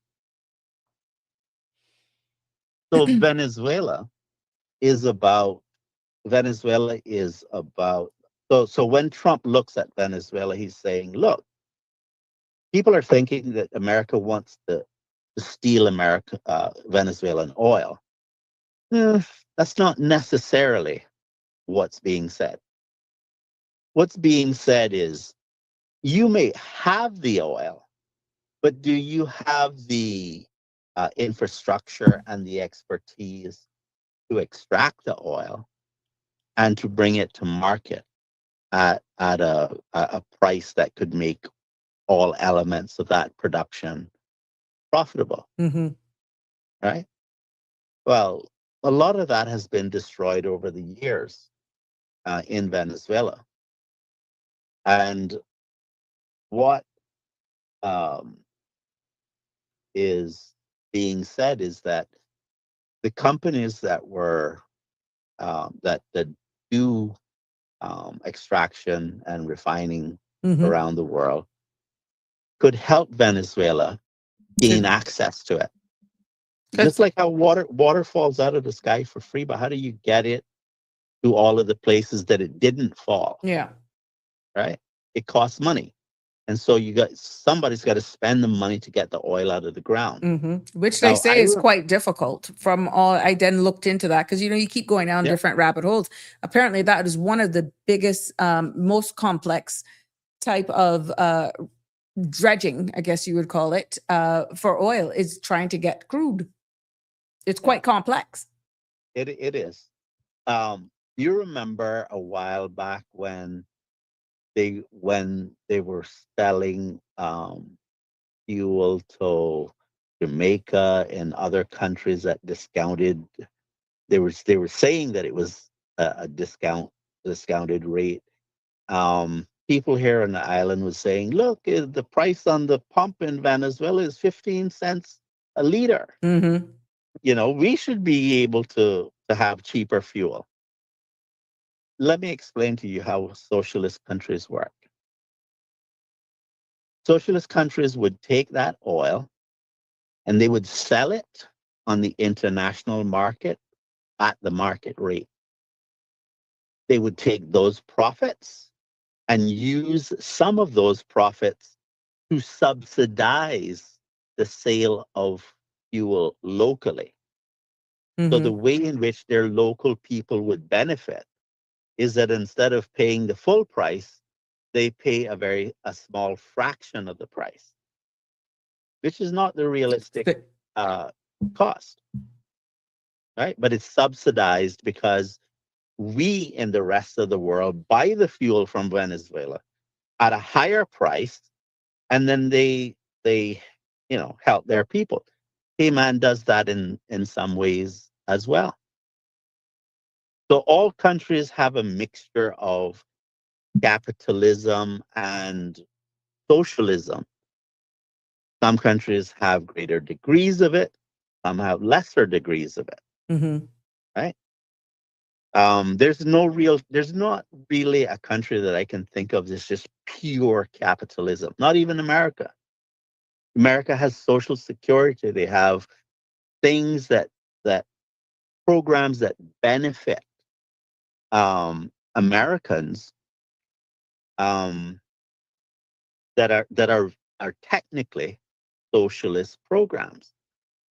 The question is, w- w- how much socialism is too much? Mm-hmm. You see, and so you have to start to think clearly when you hear somebody say, "Oh, we're going to do this for free." Well, yeah, but how are you going to pay for the thing that you're going to do for free? Because I just described that Venezuela has to sell oil on the international market in order to have some of those profits be used to subsidize certain aspects of their local economy. Mm-hmm. So how do you pay for the thing that you say you're going to give away for free? This is not free, Right. right? There's a And question. this is what we're struggling with, because especially here in Cayman, we're getting the brunt of a lot of what's happening, consequences of things happening in the world. So as countries apply pressure to their businesses, that shows up on our shore in the form of policies. Mm-hmm. So the government would be willing to listen to big business, to change the laws, to do things a certain way. But remember that when big business is recommending that we do things a certain way, what they're actually talking about is how does that benefit their industry? They're not talking about what would be good for the Caymanian people. They may use those words, but that's not that's not as that's not really the goal. It's about how can the business that come here can be profitable. Danny, there's a question that kept popping up here, and from a Scott Thicker 8699, it says, why Saudi Arabia is I guess too rich and Venezuela is poor, as you know what, although both countries are equal oil. Well, they play along with the rich countries of the world. They sell their oil. They do business with America.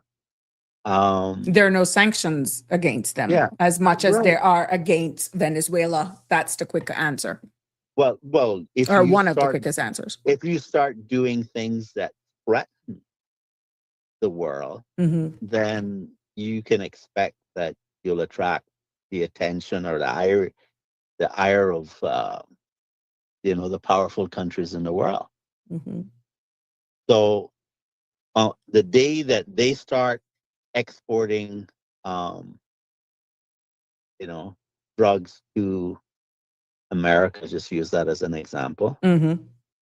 And if they're unfortunate enough that the president is Trump, who doesn't just threaten but carry out his threats, then they'll find out really fast that they're not special. So the other follow-up question then, the logistics of Venezuela oil compared to Saudi oil is a lot better?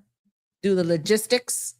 I I I I think I think it is a little, but not as much difference as you think, because if I remember correctly, I think there are some refineries in Texas Mm-hmm. that are built to refine oil from Venezuela. But obviously you would want some of that refining to take place in your own country, because that would involve employment, and Correct. it would be cheaper and all that kind of stuff. So Mm-hmm. Mm-hmm. that, Mm-hmm. yeah. Interesting. But I don't I don't know all of the variables, but you might think of oil as oil, but there is sweet crude, and then there's crude that is not sweet. I can't remember the term for it. Mm-hmm. But you have to build a refinery for the type of oil that you're refining. And we just got breaking news that Trump now is just saying Trump wants to buy Greenland rather than invading. This was just breaking news that it popped up on my screen, and that was a statement made by Rubio. So he no longer wants to invade Greenland. Trump wants to buy Greenland. That's the latest news just popping up. You may have heard it in the background. That was what just popped up.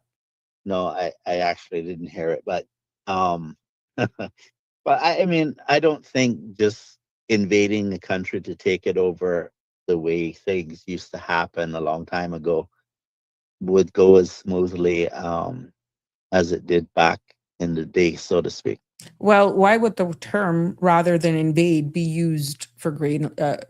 It's a choice of words. Well, I think I'm playing devil's advocate.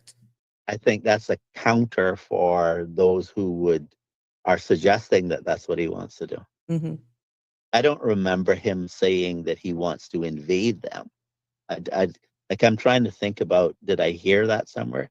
And I can't recall it. Well, as I said, it's just developing. It just popped Yeah. up on my No, Google what I Chrome mean feed. is You know, I when get what you're saying. I when would he was look first more. elected. Yeah. Okay. Yeah. So as we can see, these developments continue to happen, and these statements are now being made. It's pretty much on the second by second. There's changed. There's so much information out there, and this is why in this space. And Danny, I thank you so much for actually coming on and explaining, giving a different side, because it's one thing, and this is why I welcome all the feedback that we have. I try to answer the questions. I do some research. I do, and I deliver. I execute. And that is why we welcome all opinions. And I made it quite clear this was not about politics today. It was describing sovereignty. And I thank you for adding into that. Go ahead. Let me just say one more thing. Sure. I was one of the group that went to the UN with Pastor Al and the Chamber of Commerce. It was a group of us that went to do a paper for the decolonization committee. Can't remember exactly what year that was now, but I think it was in the early 2000s, if I remember correctly. Mm-hmm. And at the UN, you have to be seated in a seat in order for what you say to be recorded officially. Correct. You do. Well, you have to be at the table. Yeah. So the UK stands behind their seat and make comments to influence the committee. Oh, really? They're not at the table? Well, they could be, but at that time they chose not to be. Oh, at that time, yeah. Okay. Yeah. And the UK is not really being honest with the Cayman Islands. The UK is a bunch of hypocrites. And in fact, when it came to defending the Cayman Islands, only one country explicitly expressed its support for what we were saying at the UN, because we were just arguing about about retaining the importance of the committee continuing its work on decolonization and us preserving our rights at the UN, and the country that came to our defense was Cuba. And what year did you say this happened? I can't remember the exact year. I'd have to look it up. I just remember the event, but it was the United Nations? Yes, it was the Decolonization Committee. And at the Decolonization Committee. Because the UK has been a full member of the United Nations since 1945. Oh, yeah. Okay. Of course. But the Decolonization Committee is what you were talking about. They tell us we have all kinds of rights too. Mm-hmm. We even have the right to be informed and educated on all of this. Mm-hmm. But since then, never once has the UK facilitated an event in the Cayman Islands to educate the people of the Cayman Islands. Mm. And so I'm saying to you that the UK is being hypocritical, that they're interested in us being educated on these issues. They're not. I consider them flat out liars. Well, that's why I said it here from yesterday, Danny. And we have to continue to use this space to uplift, empower, educate, and just put subjects that are quite complex and quite emotive sometimes to the forefront. And this is why I said that 2026 will be the year of civic power and just building this accountability together. We can't just sit under rocks and pretend like we're not seeing and hearing what's happening. And we cannot let political colors, flags, symbols divide us from what's staring us in our face. Well, they were the ones who wrote the language of Article 73 of the UN Charter that deals with these issues, and their constitution for the Cayman Islands contains a provision that contradicts their UN obligations. Are you kidding? I have to look deep I'm into that. I'm dead serious. What? I'm deadly serious. Oh, wow. You have no idea how hypocritical they are. Oh, good God. We Anyhow, continue to learn here on this space. And yeah, I think there's another show coming up at 7:30, but I want to find out if you can leave me there so I can do my wrap up, which yeah. will be very brief. Thank you so much. I am expecting you and everybody else. Mr. Balika has been very quiet for 2026 thus far. Hope he's well. But yeah, so, I mean, I thank you, Denny, for calling in. It's always a pleasure to have you here. And Jimbo says I needed to give you our first kaboom for 2026. Says, please give Denny a kaboom. Muchas gracias. Yes. That's all the Spanish I know. There you go. Yeah, we better learn it. Take care, my love. All the best to you. Always a pleasure. Yes. There we go. We've come to another end of an episode of Sabrina Speaks. Hey, Miss Barbara, how are you? Trump thinks everyone is just like him for sale. He's not paying for anything, but the U.S. is certainly paying a huge price. You're more than welcome, Jim. Sure. Thank you. Thank you for sticking with me today. And I know it got a little heated sometimes. I saw the comments in there, but good. Don't shoot the messenger. I do my research. You may not agree with the perspective that I'm coming from. We got to agree to disagree. You're entitled to your opinion. You know what they are. Everybody has an orifice. And that's what we're all about here. I'm just keeping it happy. I'm remaining alert. And like I said, 2026, the year of civic power. I don't care what part of the world you're from, because we are voices of the island's conversations for the world, and this is not in a silo. It has been a pleasure bringing you another episode of Yes, It Will, Tartarian. It's been my pleasure bringing you this other episode of Sabrina Speaks here on CMRTV.com, and I am so excited based on the feedback and your participation. So at the end of the day, whether or not you love it, the closing line that I'm going to leave with you, the UN debates and parliaments around the world raise questions still. The questions are still there. And the real issue isn't just Venezuela or even Israel, based on the question that was asked on the floor of the House of Commons yesterday in the United Kingdom. The key takeaway is whether sovereignty is a universal principle or a flexible tool in the hands of the powerful.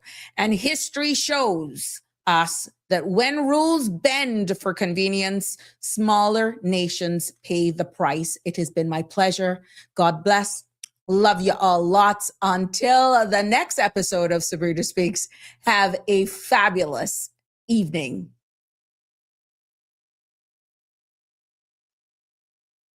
That's a wrap for today's edition of Sabrina Speaks. Thank you for tuning in and for being part of the conversation. Remember, the dialogue doesn't stop here. Stay engaged, stay informed, and most importantly, stay empowered. We'll be back tomorrow at 5 p.m., same time, same place, right here on CMR TV and radio, where your voice matters and your truth is heard. Until then, K-Man, take care of yourself and each other. That's it for today's edition of Sabrina Speaks, where your voice matters, your story counts, and your truth is always welcome. Join us weekdays from 5 until 6:30 p.m. right here on CMR TV as we dive into the topics that matter most to you. Catch the show live or on demand at CMRTV.com. And don't forget to follow us on Facebook, YouTube, and Instagram so you never miss a moment.